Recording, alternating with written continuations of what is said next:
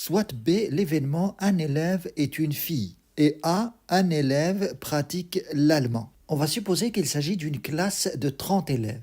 Je vais représenter les données dans un diagramme de Venn comme suite. J'ai ici mon événement A, c'est-à-dire les élèves qui pratiquent l'allemand. Il y en a 17, 10 sont des filles et 7 des garçons. Et il y a 4 filles qui ne pratiquent pas l'allemand. Dans le deuxième cercle, on a notre événement B, à savoir un élève est une fille.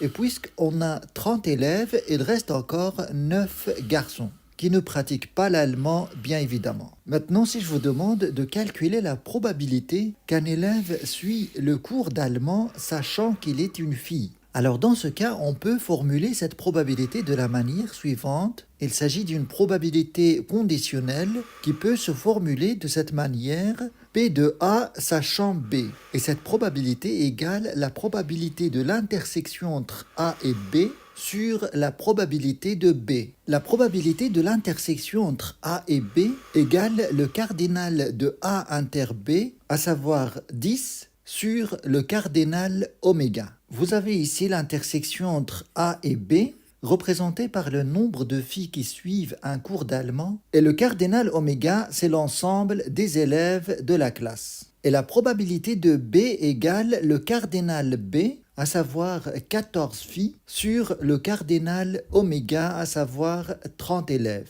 Et donc, au final, cette probabilité de A sachant B égale à la probabilité de l'intersection entre A et B sur la probabilité de B, ce qui fait au final 10 sur 14 ou bien 71%. On peut représenter ces données dans un tableau à double entrée. Comme suite, on va avoir une colonne qui représente l'événement B, c'est-à-dire l'élève est une fille. On va représenter dans la colonne suivante l'événement B bar, et B bar, ça représente les élèves qui ne sont pas des filles, donc ça représente les garçons. Et puis on a les élèves qui suivent l'allemand et l'événement contraire, à savoir les élèves qui ne pratiquent pas l'allemand. On va avoir une colonne de somme ici, et pareil, ce côté-là. On sait qu'il y a 17 élèves qui suivent un cours d'allemand. Dans ce coin-là, on doit avoir le total des élèves. Et on sait qu'il y a 14 filles dans les élèves.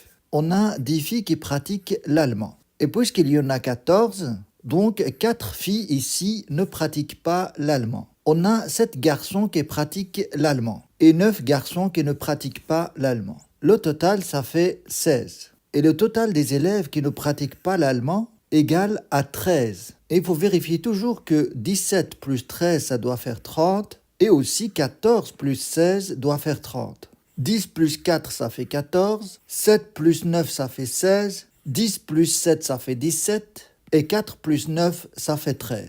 Avec ce tableau, on peut calculer également rapidement les probabilités conditionnelles. Si par exemple, je veux calculer la probabilité que l'élève soit une fille, sachant que cet élève ne suit pas un cours d'allemand. Eh bien, je vais voir dans le tableau cette information. Dans le tableau, cette information, c'est cette ligne-là. C'est-à-dire que je dois chercher dans cette ligne-là la probabilité que l'élève soit une fille. Alors, d'après cette ligne-là, il y a combien d'élèves au total qui ne pratiquent pas l'allemand? Eh bien, il y en a 13. Et 13 ici, dans cette probabilité, ça constitue notre oméga, c'est-à-dire l'ensemble des cas possibles. Et les cas favorables est représenté par 4 élèves qui sont des filles. Donc cette probabilité, c'est 4 sur 13. Et ça représente aussi, d'après la formule des probabilités conditionnelles, la probabilité de l'intersection entre B et A bar sur la probabilité de A bar.